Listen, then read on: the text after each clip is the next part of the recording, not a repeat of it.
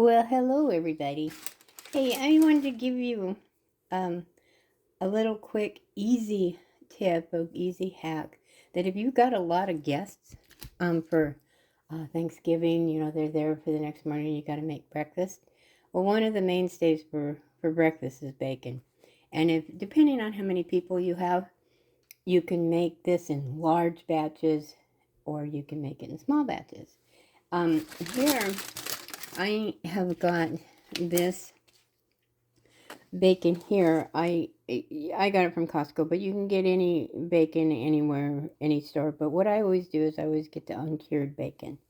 And the reason I get that is because there's no nitrates and chemicals, or less chemicals in it and stuff like that. So since we're trying to get away from all the preservatives and everything in food, we are doing our best to do so. I know you can't get it all out, but we're doing our best to try to do as much as we can.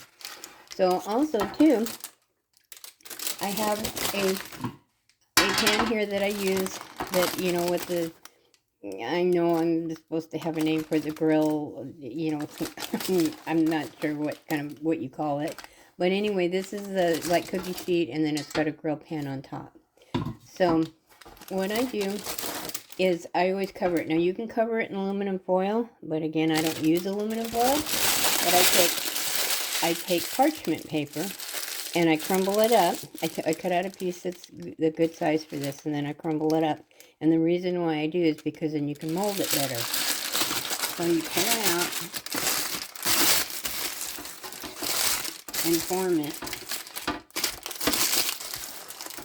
to your pan, just like this.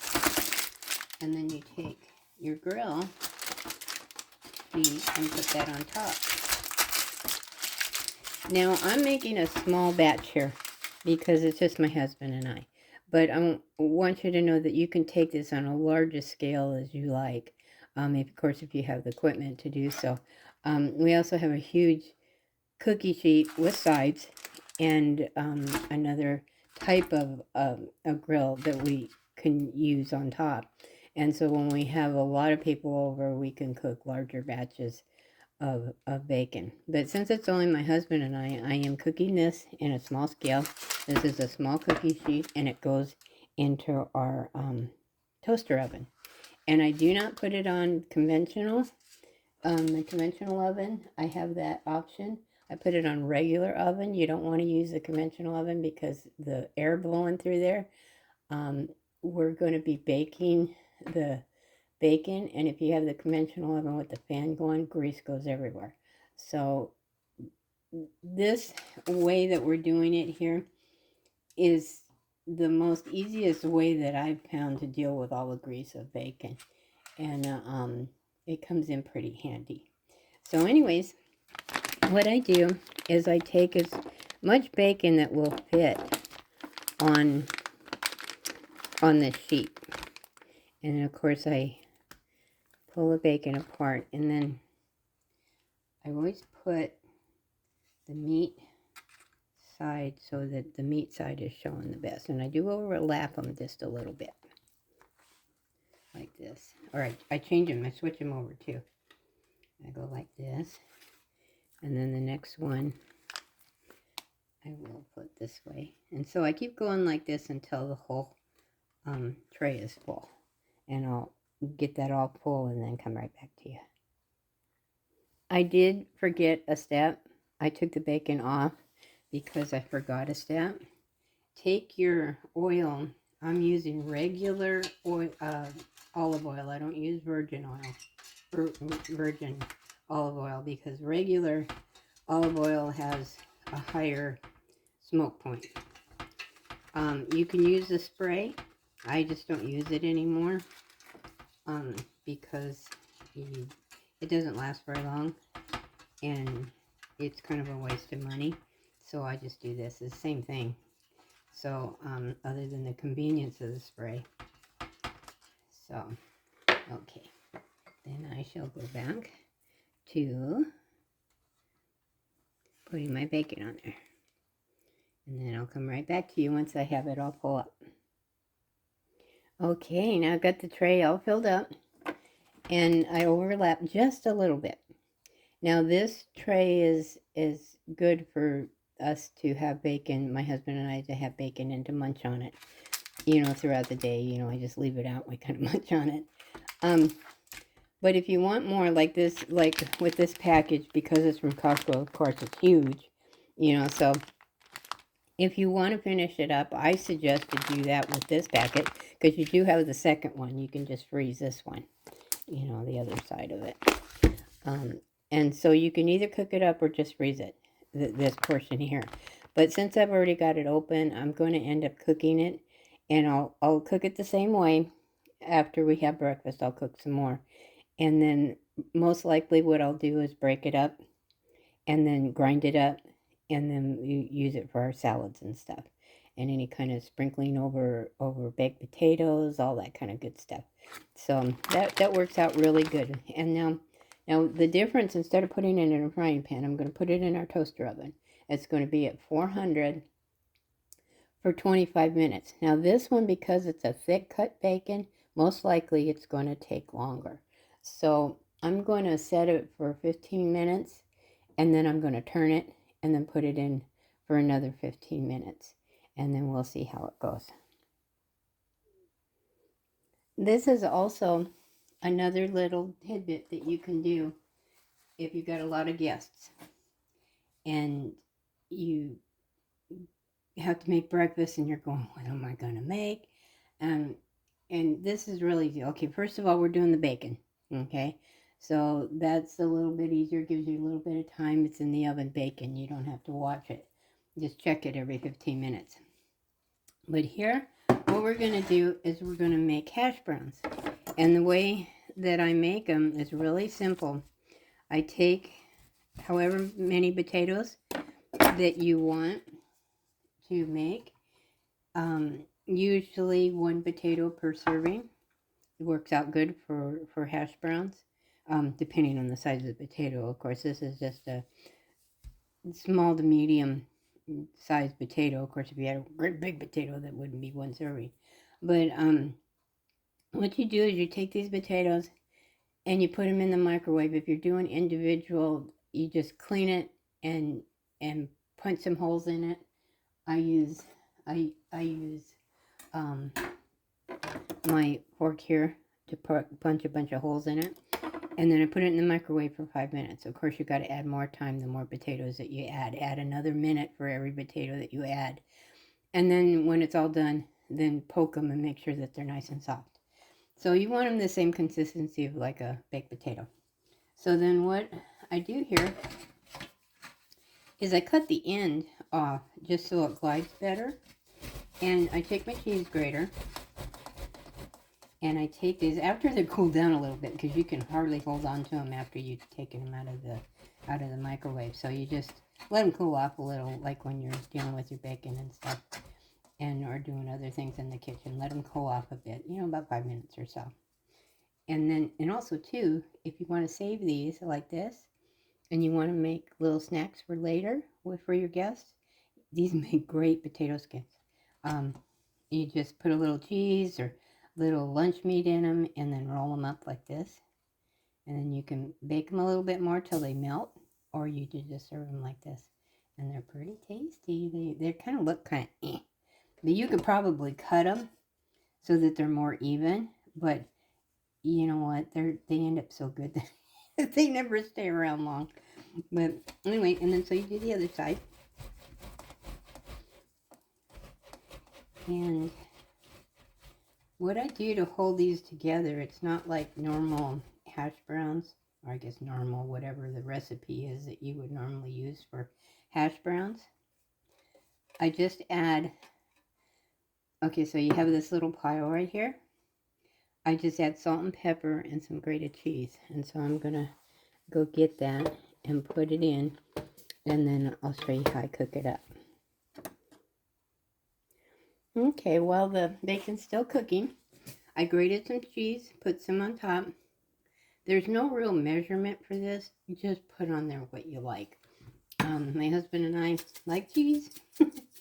And there's a little bit of a trick to this, because the cheese, you kind of have to have the cheese because the cheese is what holds it together. There's a lot of ways to make hash browns so that they all come together or whatever, but this is kind of like making cheese potatoes. I mean, it's so yummy. So anyways, you just take what you have here and mix it up real good. And then when your frying pan, I take a little frying pan that's a non-stick frying pan, which is this frying pan here. Let's see the name of it. I can't see the name of it. I don't want to turn it over because there's oil in it. But I just bought this, and I love this pan because like nothing sticks to it. But I just bought this one little pan. I didn't buy the whole set. I just bought this one pan because it's great for eggs. But once this heats up, I'll put the hash browns in there and kind of form a patty. And then once they're brown on one side, then I'll flip them over to the other side. I'll put the link to this pan in the description because I don't remember the name of it, but I love this pan. So, but anyways, then we'll get to that point. So, I just finished mixing it up. And then I'll put you on hold here and then come right back to you. Okay, I wanted to show you what I did right here. I took the hash browns and I formed them into a circle, but I pressed them down really tight. Normally, you know, hash browns are pretty, you know, light and stuff like that. But with this, it's almost like a mashed potato pancake. But you don't have to add an extra egg because we're going to have eggs on top of everything. So I didn't want to add another egg to this. So we put the cheese in it, and the cheese is what holds it up. So it holds it together. So anyway, make it nice and tight so it makes it like a really tight pancake, and it fries up really good. So when I get to that point, I'll show it to you. Okay, now we're back to the bacon. While the hash browns are frying up, I'm back to the bacon. Now this looks pretty good. I have put this in an oven at 400 degrees, a toaster oven at 400 degrees. But you can put it in the regular oven. Of course, you're going to want to put it in the regular oven if you're making a large batch. But this is all that I'm making here. So, you still want to turn it. Now this is done up just really nice. So, what you're going to want to do is after 15 minutes, take it out and turn it over. As you can see, it's not real crispy on the other side. So overlapping these two like this makes it easy to turn them all over. Now see, you can see it's getting a little bit crispy. Now that'll crisp up even more now that it's already been crisped. And so now we're going to put it in for another 15 minutes and then check it after that. Okay, now we're back to the hash browns, and look how beautiful golden brown this is. Now the golden brown is from the cheese, and who doesn't love fried cheese? So anyway, so that's why it comes out such a golden color. Of course, it depends on what color cheese you use, and I use cheddar, so, or mild cheddar. So anyway, these are ready to go, and I'm going to put them on the plate, and then we're going to go back to our bacon here in just a second. Okay, here's our bacon. Beautiful. Came out just perfect.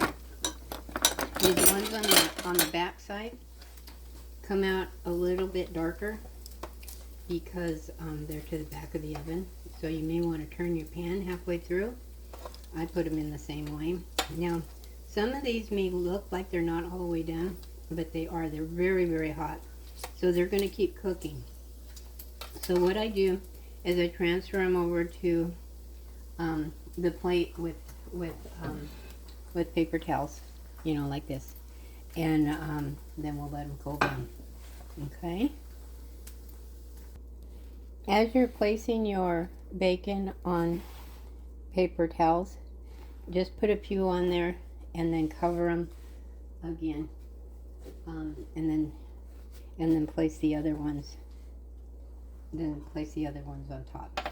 And I'll keep doing that. And then when these ones are on there, then cover them too. And then let them sit for a little bit so that the paper towels soak up all the grease. Okay, and then we'll come back. I also wanted to share with you that since the grease has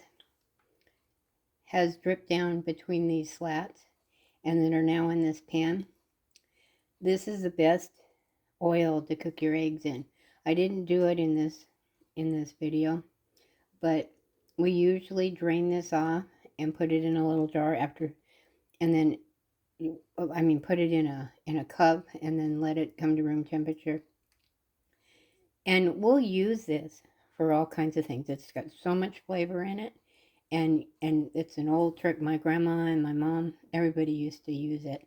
So might as well use what you already got. And the reason why too I use this one, I didn't before because of all the nitrates in the bacon, but because this bacon doesn't have any nitrates, it's all uncured. It makes for a way better oil. So anyway, just wanted you to know that too, that once this is cooled a little bit to where you can handle it with just your bare hands, then go ahead and drain it off, and you can even put it through a sieve so you don't have all the chunks and pieces in it. But we do that all the time, and cook your eggs in it. Gives your eggs a little bit of a bacon flavor.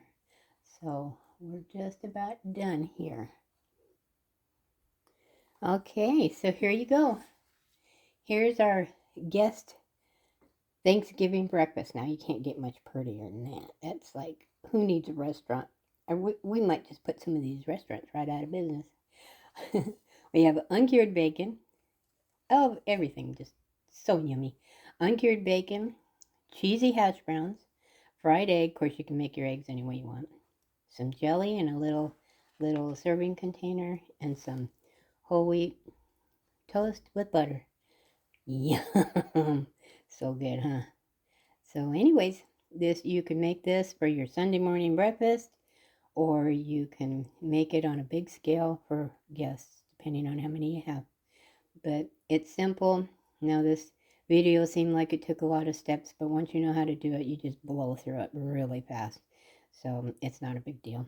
So anyways, I hope you enjoyed it. If you got any information out of this and it was helpful, please give me a thumbs up and please subscribe. Thanks so much.